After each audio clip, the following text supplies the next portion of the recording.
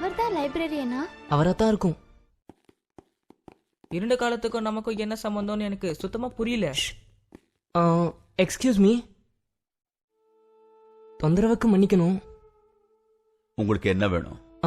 இப்ப இருக்க நவீன காலத்து மேல இருண்ட காலத்தோட தாக்கம் என்னன்னு தெரிஞ்சுக்க வந்திருக்கோம். உங்கள மாதிரி குழந்தைகளுக்கு வரலாறு தெரியலையேங்கிறது வருத்தமா இருக்கு. தொடாத. அதுக்கு விலை மதிப்பு இல்ல. வழக்கம் போல யாரோ உங்களுக்கு முட்டாள்தனமான போதனைகள் செஞ்சிருக்காங்கன்னு நினைக்கிறேன். 1000 வருஷங்கள் வீணாயிருக்கு. வரலாற்றுல அத கரும்புள்ளின்னு சொல்லி கொடுத்தாங்களா? நீங்க சொல்றது உண்மைதான். அவங்க சொல்லி கொடுத்தது எல்லாமே உங்க மனசுல ஆழமா பதிஞ்சிருக்கு. நோய் நொடிகளால உலகம் அழிவை சந்திச்சுக்கிட்டு வருது. படிப்பறிவு இல்லாததால தங்களுக்கு முன்னாடி இருந்த நாகரிகத்தை மனுஷன் அழிச்சிட்டான். உலகத்தையே எரிச்சு சாம்பலாக்கிட்டாங்க. புதுசா எதையும் கண்டுபிடிக்கல அப்படின்னு உங்களுக்கு சொல்லி கொடுத்திருப்பாங்களே. வருத்தமா இருக்கு. முதல்ல இங்கிருந்து கிளம்புங்க. தொந்தரவுக்கு மன்னிக்கணும். பரவாயில்ல விடு, இவர்கிட்ட என் மன்னிப்பு கேக்குற. கிரேக்கர்களோ ரோமானியர்களோ என்ன கண்டுபிடிச்சாங்கன்னு ஆல்ஃபனுக்கு தெரியும். ஓ, அவங்களுக்கு தெரியுமா? அவங்களுக்கு தெரியும்னு நீங்க நம்புறீங்களா? அப்படின்னா ஒரு விஷயத்தை உங்களுக்கு நான் தெளிவுபடுத்தி ஆகும்.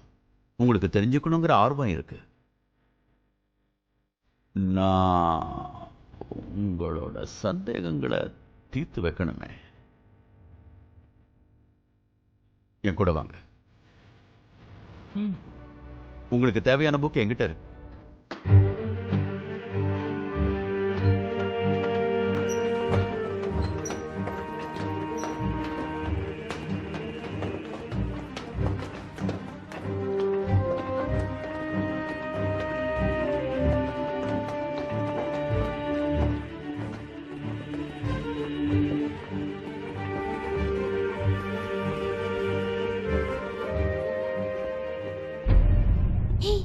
நம்ம எங்க போறோம்?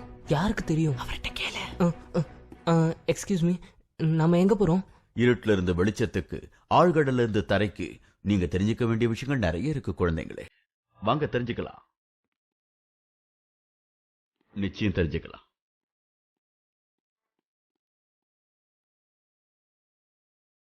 அந்த புக்கை நான் இங்கதான் எங்கேயோ வச்சேன்னு நினைக்கிறேன்.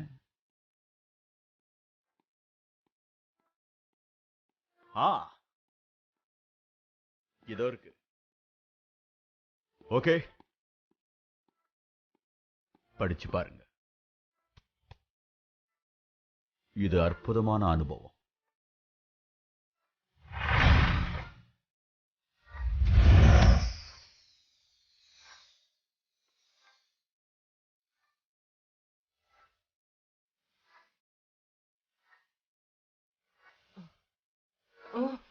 இங்க என்ன நடக்குது? இருண்ட காலத்திற்கு உங்களை வரவேற்கிறேன். என்ன பொறுத்த வரைக்கும் இது இருண்ட காலம் இல்ல, பொற்காலம். ஆமா, நீங்க யாரு? என் பேர் அல் ஜெசரி. நான் ஒரு இன்ஜினியர், அதோட இன்வென்டரும் கூட. நீங்க இதை இருண்ட காலம் சொன்னீங்க, ஆனா இங்க பார்க்கும்போது இருட்டே இல்லையே. ரொம்ப சரியா புரிஞ்சுக்கிட்ட. இன்னும் என்னென்னலாம் மறைக்கப்பட்டிருக்குங்கிறத உங்களுக்கு சொல்றேன், கேளுங்க. அந்த காலத்துல இந்த பூமி ரொம்ப செழிப்பா இருந்தது. நாகரிகம் வளர்ந்து ரொம்ப அற்புதமா இருந்தது. ஸ்பெயின்ல இருந்து சைனா வரைக்கும் நாகரிகம் வளர்ந்து பல அற்புதமான கண்டுபிடிப்புகள் உருவாச்சு. நாகரிகம் வளர்ந்தது. நீங்க எந்த நாகரிகத்தை சொல்றீங்க? நான் இப்போ உங்ககிட்ட சொல்றது முஸ்லிம்களுடைய நாகரிகத்தை பத்தி. பலவித நம்பிக்கைகள் கொண்ட அறிஞர்கள், ஆராய்ச்சியாளர்கள் மூலமா மக்களுக்கு தேவையான முக்கியமான கண்டுபிடிப்புகள் இந்த காலத்துல தான் உருவாச்சு.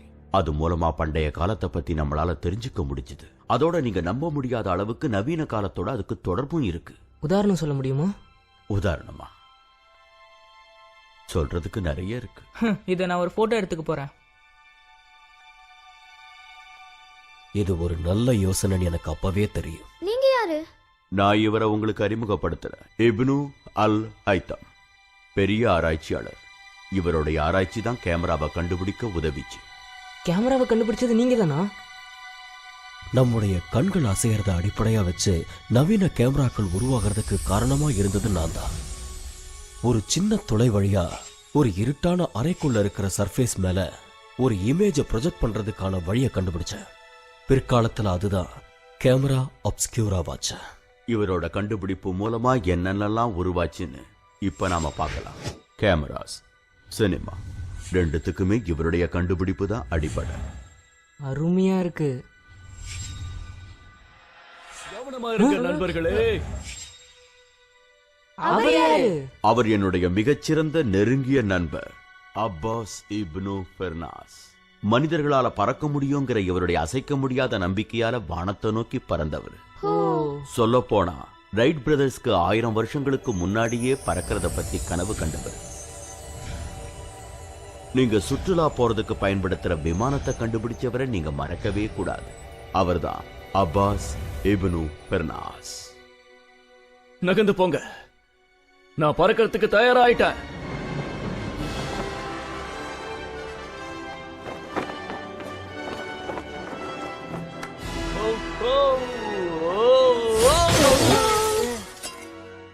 இவர் ஒரு விஷயத்தை மறந்துட்டாரு, தரையிறங்கிறதுக்கு உதவுற வால் பகுதியை. நல்லா அடிபட்டிருக்கு. எனக்கு சிகிச்சை பண்ண டாக்டர் யாராவது இருக்காங்களா? என்ன கூப்பிட்டது யாரு? வா நண்பரே வா, என் விருந்தினர்களுக்கு உங்களை அறிமுகப்படுத்துறேன். என் பேரு அபுல் காசிம் அல் ஜக்ராவி. எல்லாரும் என்ன அறுவை சிகிச்சை தந்தைன்னு சொல்லுவாங்க. அந்த காலத்துல நீங்க அறுவை சிகிச்சை எல்லாம் பண்ணீங்களா? ஓ, செஞ்சோமே. உண்மையை சொல்ல போனா நாங்க கண்டுபிடிச்ச அறுவை சிகிச்சை கருவிகளை இன்னும் உங்க நவீன ஆஸ்பத்திரியில பயன்படுத்துறாங்க. எக்ஸ்கியூஸ் மீ, நான் ஒரு பேஷண்ட்டை கவனிக்க வேண்டியிருக்கு. நான் கிளம்புறேன். எனக்கு தையல் போட வேண்டியிருக்கும்னு நினைக்கிறேன்.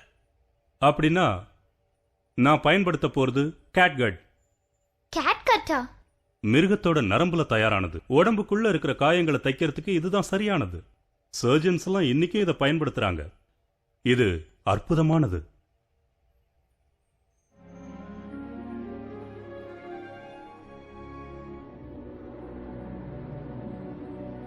இவங்க யாரு?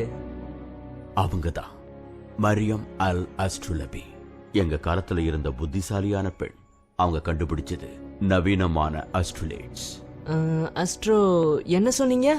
அஸ்ட்ரலேட்ஸ். கைக்கடக்கமான இந்த தட்டையான கருவியால பல விஷயங்களை கணக்கிட முடிஞ்சது.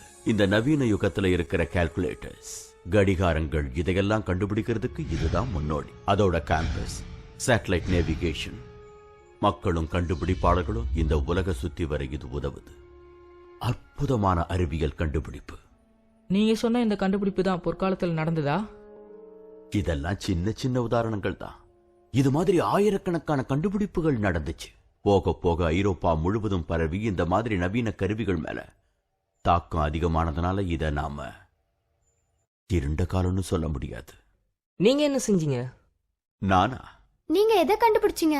என்னை பத்தி நானே பெருமையா சொல்லக்கூடாது. இருந்தாலும் இன்னைக்கு இருக்கிற மாடர்ன் இன்ஜினியரிங்க்கு தேவைப்படுற ஒரு அற்புதமான விஷயத்த நான் அன்னைக்கே கண்டுபிடிச்சிட்டேன். ரொம்பவே அற்புதமானது. ரோட்டரி மோஷனை லீனியர் மோஷனா மாத்த இது உதவுது. கிராங்க் மற்றும் கனெக்டிங் ராட் மூலமா இது செயல்படுது. இன்னைக்கு இருக்கிற ரயில் இன்ஜின்ல இதுதான் செயல்படுது. சொல்ல போனா இந்த கண்டுபிடிப்பு இல்லாம நூத்துக்கணக்கான வருஷங்களுக்கு அப்புறம் ஒரு பெரிய இயந்திர புரட்சி ஏற்படுறதுக்கு வாய்ப்பே இல்லைன்னு தான் சொல்லலாம். அந்த பெருமை முழுக்க என்னதான் சேரும். அதோட நான் கண்டுபிடிச்ச இன்னொரு அற்புதமான விஷயம் என்னன்னு சொன்னா, காலம் காட்டும் கடிகாரம். பாரம்பரியம் மிக்க ஒரு அதிசயம். இதான் கடிகாரமா? ஆமா, நூத்துக்கணக்கான பாகங்கள் இதுல அடங்கியிருக்கு. பல்வேறு நாட்டோட கலாச்சாரங்களும் அடங்கியிருக்கு. இந்தியா, கிரேக்கம், அரேபியா, எகிப்து, சீனா, எல்லா கலாச்சாரமும் இதுல அடங்கியிருக்கு. வாவ், இது ஒரு யுனைடெட் நேஷன்ஸ் கிளாக். ரொம்ப ரொம்ப அற்புதமான கண்டுபிடிப்பு. இது சரியான நேரத்தை காட்டுமா? நிச்சயமா சரியான நேரத்தை இது காட்டும். நான் மட்டும் இதை கண்டுபிடிக்கலனா எல்லாரும் எல்லாத்தையும் தாமதமா தான் செஞ்சிருப்பாங்க. நேரத்தை பத்தி பேசும்போது தான் நேரமானதே தெரியுது. ஞாபகம் இருக்கட்டும், இது ஒரு பொற்காலம்னு எல்லார்கிட்டையும் போய் சொல்லுங்க. இந்த பொற்காலத்தை பத்தி நான் உங்ககிட்ட கொஞ்சம் தான் சொல்லியிருக்கேன்.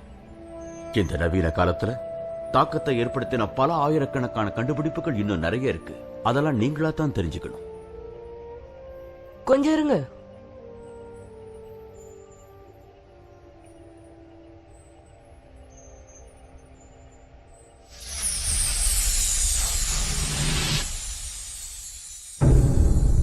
வாவ், நீங்க பாத்தீங்களா? ஆமா, நடந்ததெல்லாம் ரொம்ப சுவாரஸ்யமா இருந்தது. வாங்க, கிளாஸ்க்கு டைம் ஆகுது.